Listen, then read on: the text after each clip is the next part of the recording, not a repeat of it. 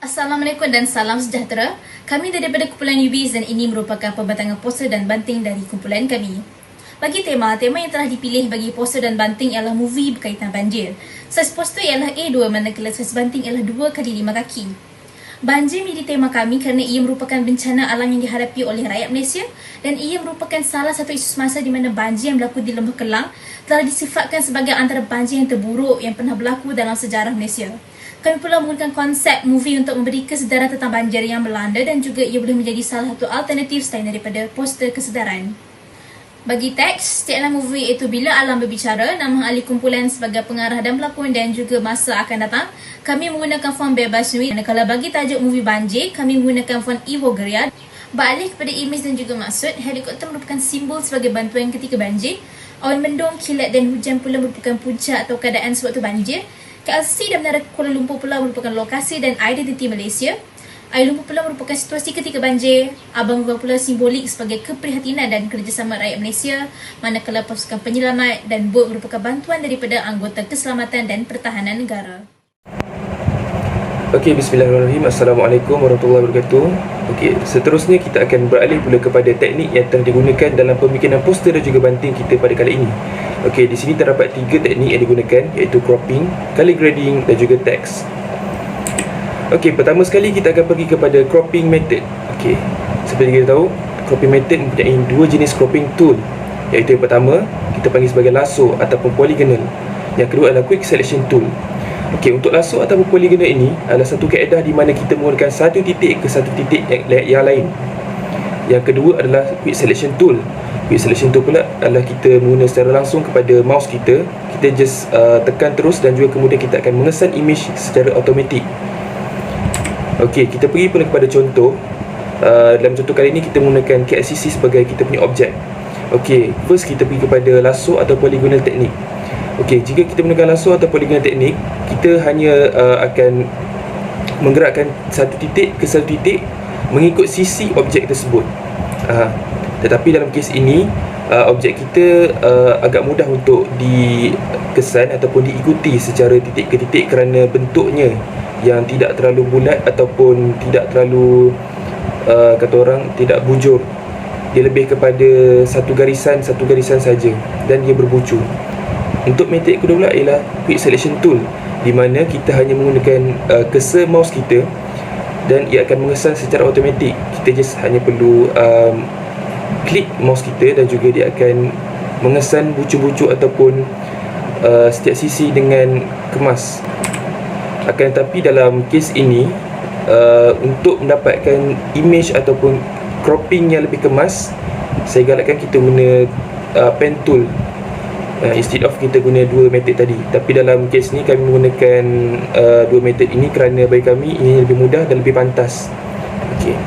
Okay, seterusnya kita pergi pula kepada teknik yang kedua, iaitu color grading image.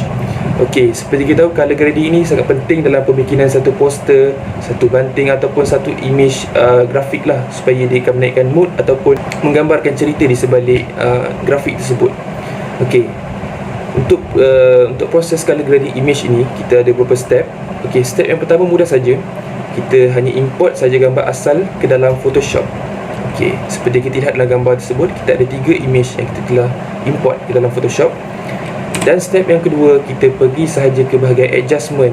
Okey, seperti yang kita tengok dalam gambar tu, dalam adjustment kita ada beberapa jenis setting ataupun adjustment lah untuk kita lakukan kepada kita punya image. And then yang ketiga, kita pergi kepada hue ataupun saturation. Kita create hue dan saturation tu pada layer gambar tersebut. And then yang terakhir, kita create clipping mask pada layer hue and saturation. Okay. Seterusnya kita pergi kepada yang terakhir, iaitu text. Okey, dalam poster kami kali ini kami menggunakan 3D text, di mana kita hanya menggunakan 2 layer saja untuk mewujudkan 3D dalam teks tersebut. So untuk menjadikannya 3D, kami menggunakan teknik di mana kami menggunakan layer hadapan dan juga layer belakang. Di mana layer hadapan kita akan menggunakan warna yang terang dan di layer belakang kita menggunakan warna yang lebih gelap supaya menampakkan shadow di belakang teks tersebut. And then apabila kita telah buat kedua-dua layer ini, kita akan lokasikan kedua-dua teks ini secara selari supaya kita boleh nampak ada sedikit kesamarataan lah antara kedua-dua teks ini. Okey, untuk dalam Photoshop kita just perlu copy saja teks yang asal, dan then kita hanya apply saja seperti yang saya telah explain tadi. Kita apply saja warna yang lebih gelap daripada warna yang asal. Ini mudahlah. And then seperti yang kita lihat dari poster juga, kita ada macam image dalam teks tersebut. Okey, macam mana kita nak buat? Okey, first kali untuk letak gambar pada teks, kita perlu import gambar yang kita mahukan ke dalam Photoshop terlebih dahulu. Kemudian kita akan kurangkan opacity gambar tersebut dan letakkan gambar tersebut di posisi yang selari dengan teks tersebut supaya kita boleh merge di kemudian nanti. Okay, seterusnya untuk kita mergekan kedua-dua elemen tersebut, iaitu gambar dan juga teks, kita akan pastikan layer gambar tu berada di hadapan layer teks tersebut. Bermaksud layer untuk gambar itu berada di atas supaya ditindih ke atas teks kita. Kemudian kita akan buat clipping mask pada gambar tersebut, dan akhirnya kita akan dapat hasil di mana gambar yang kita telah letak tadi akan dimasukkan ke dalam teks, dan jadilah teks yang kita tengok sekarang. Seterusnya, bagi elemen seni mereka ada 4 aspek, iaitu rupa, warna, nilai dan jalinan. Jadi yang pertama adalah rupa atau form. Berdasarkan poster di sebelah saya, perkataan atau form banjir mempunyai rupa dalam 3 dimensi atau 3D yang dapat kita lihat. Bagi keseluruhan poster pula, bentuk dan struktur bagi bangunan, bukit dan orang awam mempunyai unsur yang realistik. Yang kedua ialah warna atau colour. Warna utama yang digunakan dalam poster ini adalah biru gelap untuk menghasilkan suasana atau mood mendung bersesuaian dengan tema banjir poster ini. Yang ketiga ialah nilai atau value. Value mudah difahami sebagai nilai berskala siri, iaitu dari gelap ke cerah, dan berdasarkan poster di sebelah, value yang digunakan ialah shades.